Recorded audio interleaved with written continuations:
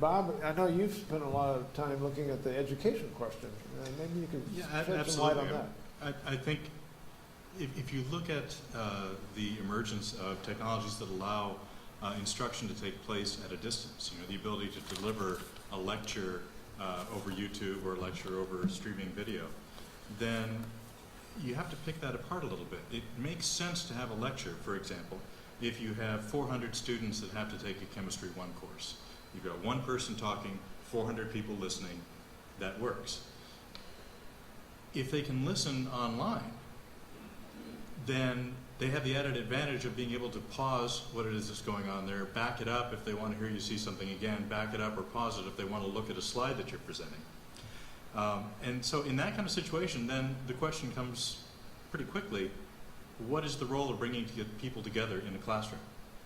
And whereas it used to be that was the mechanism for transmission, we get everyone together, you can hear my voice, boom, we're there. Now that's not required.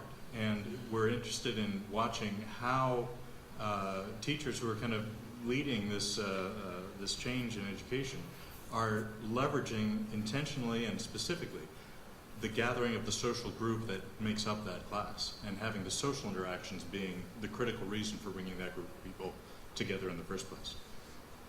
So we may never need to build another large classroom. Well, it's interesting. We have a member of the faculty here who caused a bit of a fuss recently by going to the provost and saying, the registrar doesn't have a classroom that can do the class that I want to do. And so they naturally asked, well, what is that? And he says, I want to be able to see 250 people around tables and be able to walk around the room, have multiple screens and all that. That's a large classroom.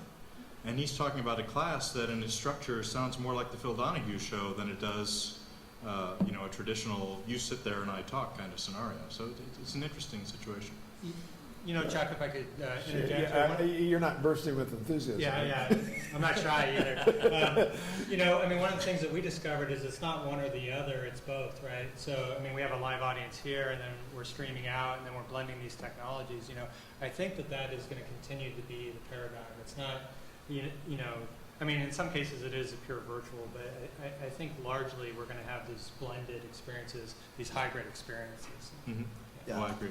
I think I want to just emphasize, I think that really is what makes sense. So that instead of it just being one person speaking, what you might have is a representative group of people who would ask questions, or whether it's a panel like this, an interaction, but then many can observe. And you would hope that enough of the questions that would come up would be representative of the larger viewing audience, and therefore get the value of live, but be able to do it in this streamed way. Absolutely. Yeah, I have taught an online class just exactly once, where I was basically talking to an empty classroom, and there is cameras capturing pictures, and I could see the students.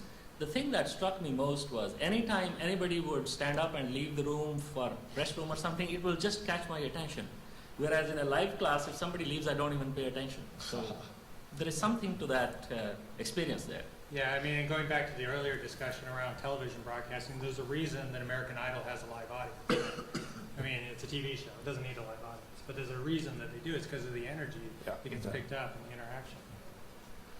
One of the things I want to mention is the notion of mixed media, is the idea of using Twitter or IRC, Internet Relay Chat, as a back channel for interaction really works for both panel situations, and I know increasingly instructors are starting to do it in the classroom.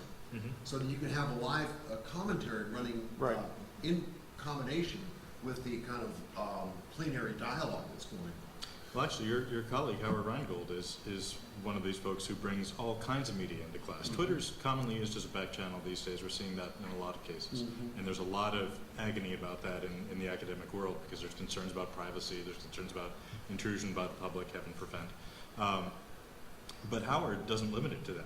He's got every imaginable kind of social media lit up and rolling in the class, and multiple screens going, and students going in every conceivable direction.